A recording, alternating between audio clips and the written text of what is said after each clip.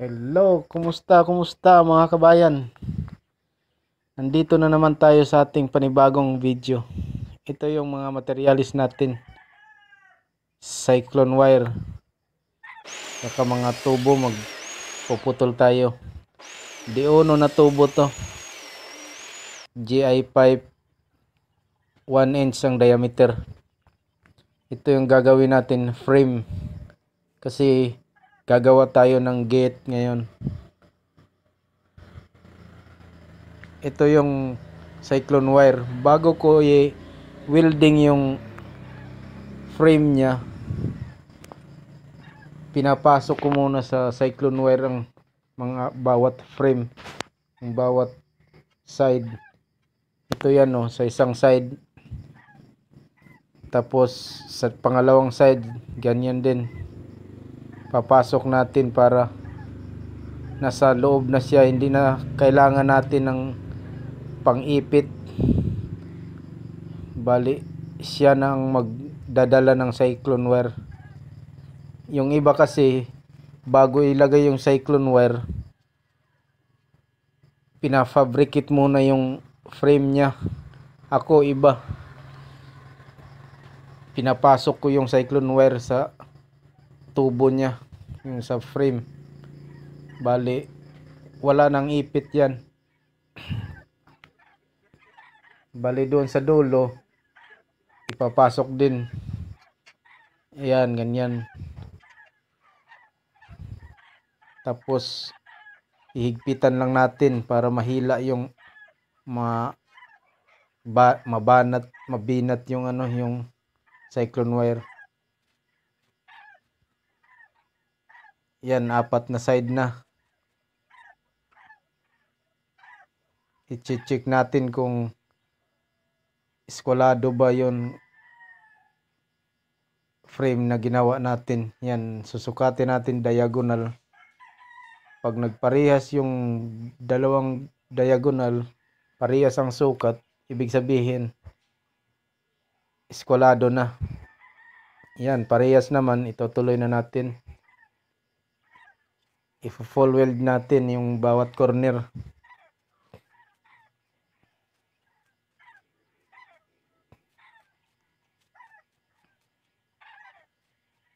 Kasi mataas yung natin, yung height ng gate, hindi maabot ng cyclone wire, kaya lalagyan natin ng ganyan. Ito yung pinaka crossbar nya, kasi ang sa bandang ibaba gagawin na lang natin tubo na dimidya. Yan ang kukunik ko sa corner. Wala nang madalian lang yan. I-slice lang natin yung dulo. Napakadali lang yan. Babawasan lang natin yung mga gilid niya. Dalawang gilid. Yan, bawasan lang. Tama na yan. Madali na i-welding.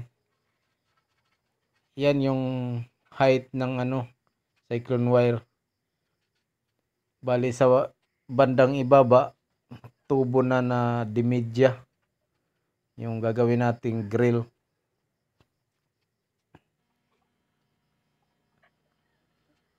Ito i-fix muna natin. Yan, babanatin natin yung yung cyclone wire. Hinahatak.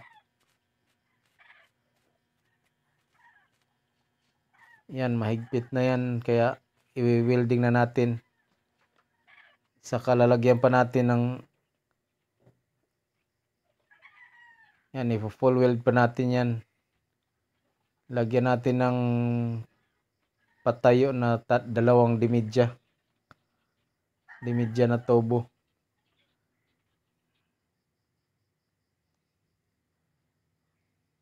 Yan yung suporta naman, dalawang dimidya yan, suporta sa gitna na hindi magsag yung frame natin. Ngayon puputol-putol ako ng dimidya rin na tubo para grill sa baba. Kasi ang bandang ibaba hindi naman maabot ng cyclone wire. Gagawin na lang natin rihas-rihas na tubo, dimidya. Ito, magpuputol-putol ako ng, nakalimutan kong ilang piraso yan, basta mahigit 20 yan, mahigit 20 yan na piraso. Puro mga recycle material lang to mga kabayan, pero wala pang kalawang yan kasi makapal na GI pipe to, wala pang kinakalawang dyan. Magandang klase pa yan, parang bago pa rin.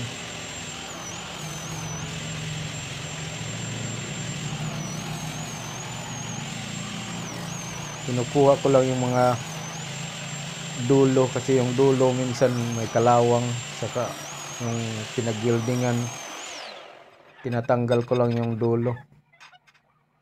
Yan, rehas-rehas, bandang ibaba yan ng ating gate, nasa bandang ibaba yan kasi ang height natin yan is 7 feet. 7 feet yan.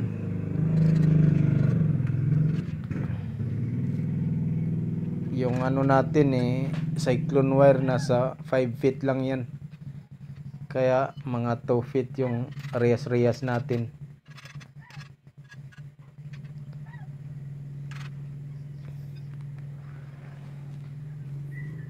Ito ang gate natin.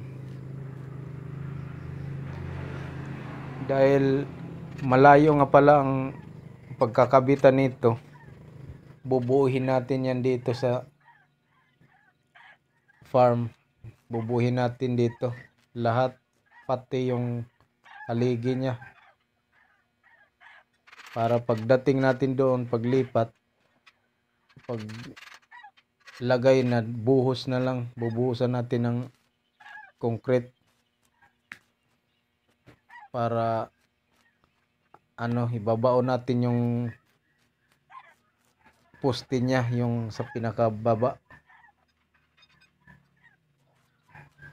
Yan, tatapusin lang muna natin yung grill dito sa bandang ibaba. Nasa kabilang dulo na tayo. Full ko lang. Yan, na full na. Buo na yung gate natin. Yung gate pa lang yan. Ang susunod natin yung poste muna. 2 piraso yung poste na yan, magkabilang dulo, dito sa right side, saka doon sa kabila. Ito yung hinges natin, ihanda muna natin yung hinges. Gumawa ako ng tubo na D1, tapos yung gitna yan 3/4. Lalagyan muna natin bago tayo maglagay ng poste. Ito, kinakalangan ko ng dimidya na square bar para nakaangat yung hinges natin sa frame. Kalang yan sa hinges para hindi sumayad sa cyclone wire. Ito, panoorin nyo pagkabit ng hinges. Dito naman sa kabila, ganun din, linagyan ko rin yan ng kalang bago ilagay yung hinges natin.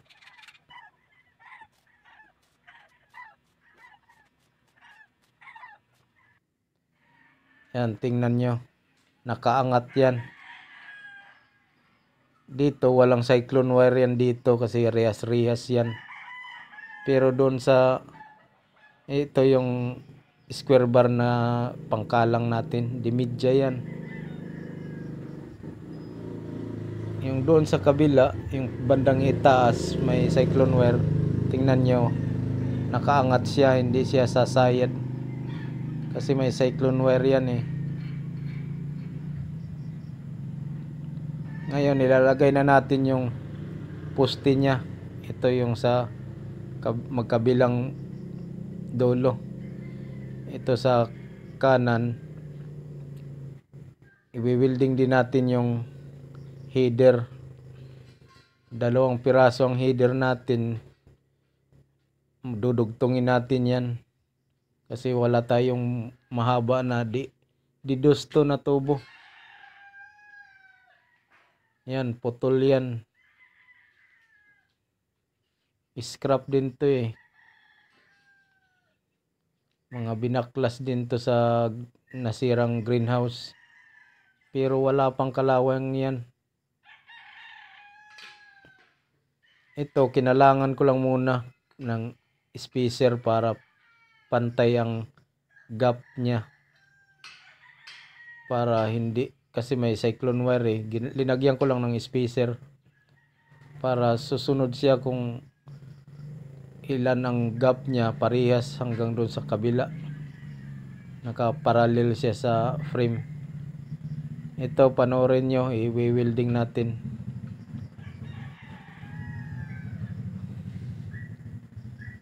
Naka-miter siya. I-welding natin. Yan, naka full weld na yan.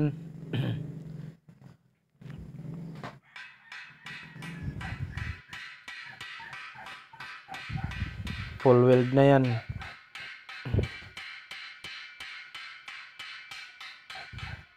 Susunod natin doon sa kabila naman.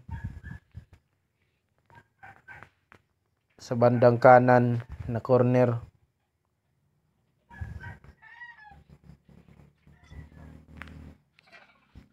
Kunin muna natin tong spacer, 2 piraso.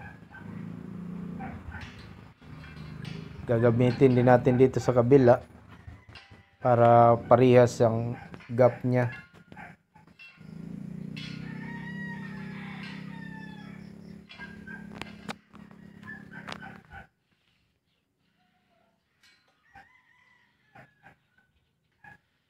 Yan, naka-miter na yan. Kinat na natin sa cut off. Kaya, weldingin na lang natin.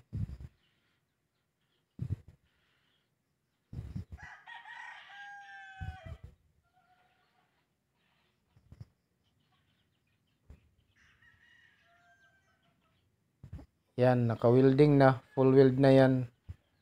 Mainit pa. Linagyan ko ng tubig. Umuusok.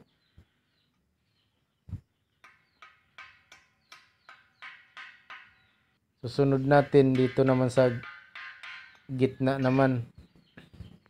Yan, full weld na yan. Yung bandang gitna kasi putol yan. Dudugtong natin ngayon.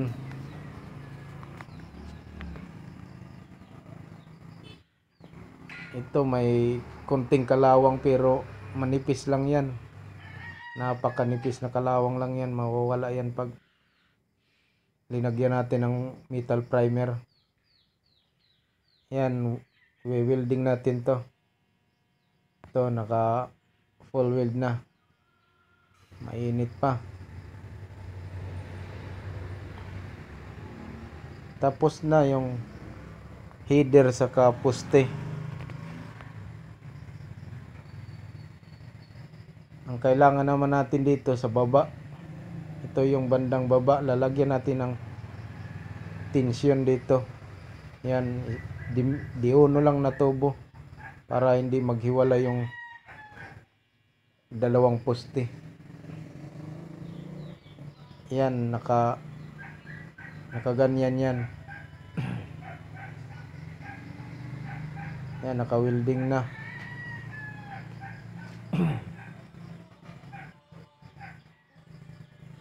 Di uno lang yan para suporta lang yan.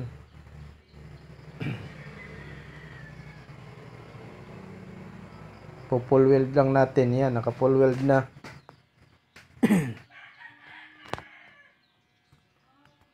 Bale, nabuo na natin yung frame saka poste niya. Ngayon, i-welding naman natin yung hinges galing sa frame papunta dito sa poste.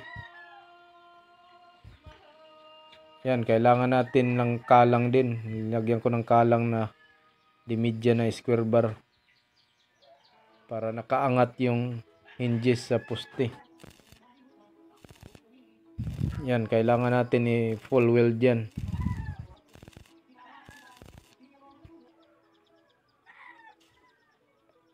Ito yung bandang ibabaw na hinges. Dito naman yung sa bandang ilalim. I-full weld din natin to. Pero sa kabilang side pa lang to.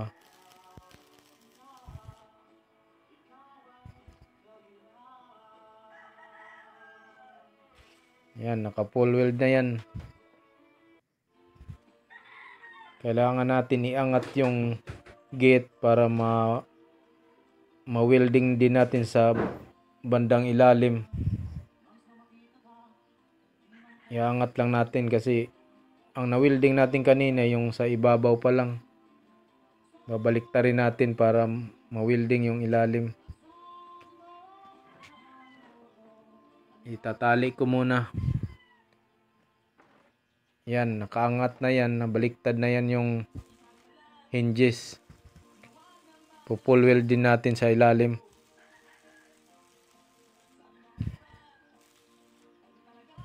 Saka dito naman sa kabilang hinges. Yung bandang itaas yan na hinges.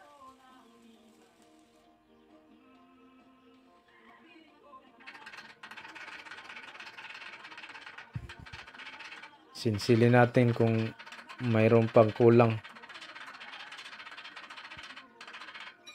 Pag may kulang, dagdagan lang natin. Kailangan to pulido kasi hinges yan. Ngayon, ang isusunod natin yung handle. May handle tayo na ginawa na GI pipe din na dimidya. Na bend ko lang yan. Binind ko lang tapos i-welding lang natin sa frame. Handle na yan.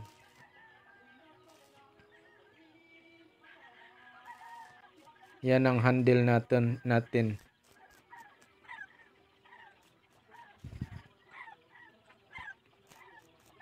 Kaso nagkamali ako dyan sa sukat. Yung marka ko nilagay ko sa ibabaw. Hindi, ang gusto ko pala sa marka na sa center ng handle. Uulitin ko yan. Aangat ko yung handle na yan sa bandang ibabaw kasi napakababa lang yan.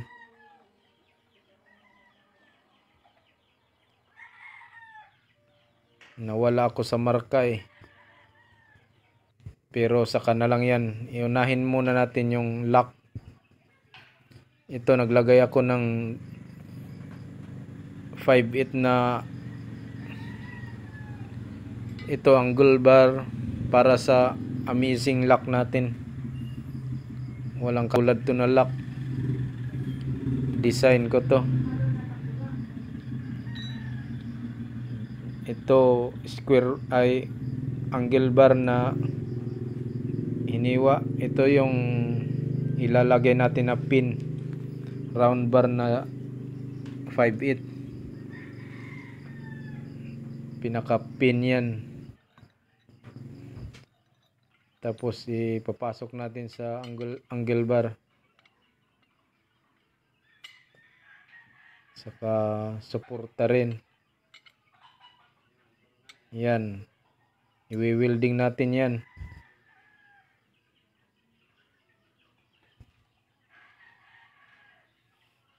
Yan ang amazing lock natin. Paborito ko yan na lock kasi wala nang chiburitsi yan. Wala nang ano-ano. Madali i-lock yan.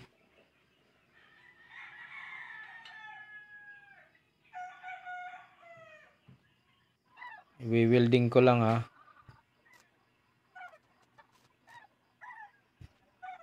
Ididiretso ko na full weld. Full weld lang natin.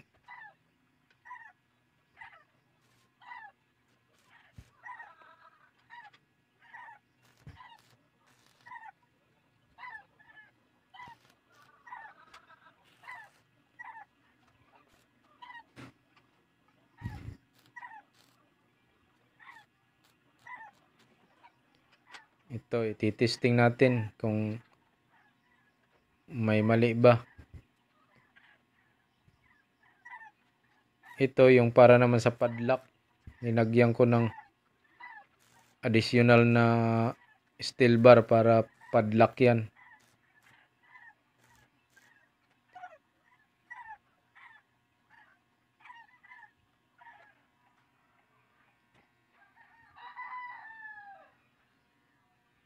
Yan na yung itsura ng lock natin.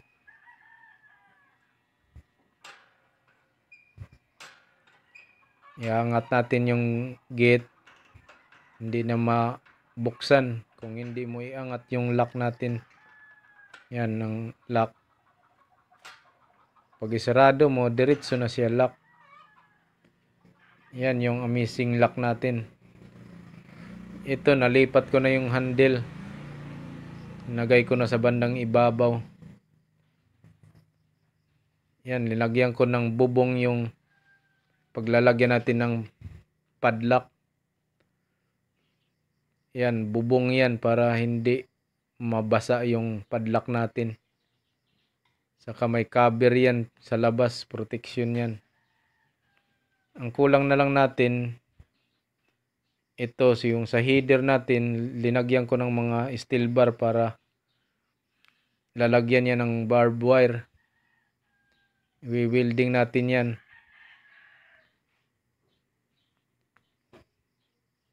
Naka-welding na. Full weld na yan.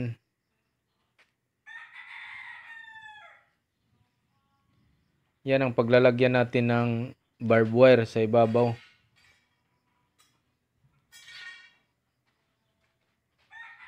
Konti na lang yung kulang natin. Mabubuo na.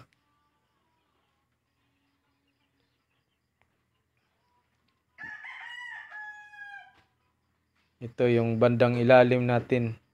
Grill ang bandang ilalim. Pero tubo na dimidya yan. Dito maglalagay tayo ng mga dowel. I-welding lang natin. Yan, mga scrap na steel bar para yung buhos natin kumapit. Ito, pinagputulan lang yan. Winelding ko para kakapit yung buhos natin. Kasi babaon yan sa buhos. Yung poste natin, nakabaon yan. Ito, paglalagyan natin yan ng barbed wire. Isasabit yan natin dito. Nakapaikot yung barbed wire yan. Ito bandang itaas. May pagsasampayan siya ng barbed wire. Naka-barbed wire yan sa itaas saka sa side. Ngayon ang kulang lang natin, pa-primeran natin. Metal primer. Red oxide yan. Mabubuo na natin. Pa-primer lang natin to.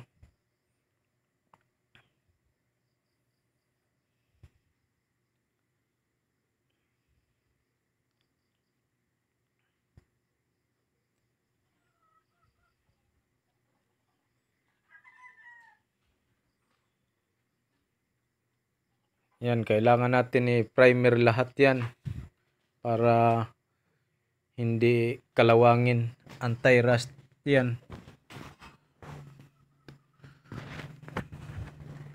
Iangat natin kasi sa kabilang side naman hindi na natin makita sa camera. Yan yung natapos na. Yan, tinayo ko na yung gate natin, buo na yan. Sa paglilipat yan, sa susunod na video na lang mga kabayan, ipapakita natin yung pag-install doon sa pwesto niya. Ililipat natin yan doon. Ito nakatemporary lang dito, nakatayo. Ibabaon natin yan yung bandang ilalim. Kaya hanggang dito na lang muna. Sa susunod na lang na video, kukulayan natin yan ng magandang kulay para attractive naman. Kaya yung hindi pa nakapag-subscribe, paki-subscribe na lang mga kabayan. Paki-like na rin. Kung nagustuhan nyo yung video natin, paki-like na lang. Maraming salamat na lang sa panonood nyo. Hanggang sa susunod na video na lang. Hanggang dito na lang muna tayo. Mga bukas ikakabit na natin to. Muli, maraming salamat po sa panonood.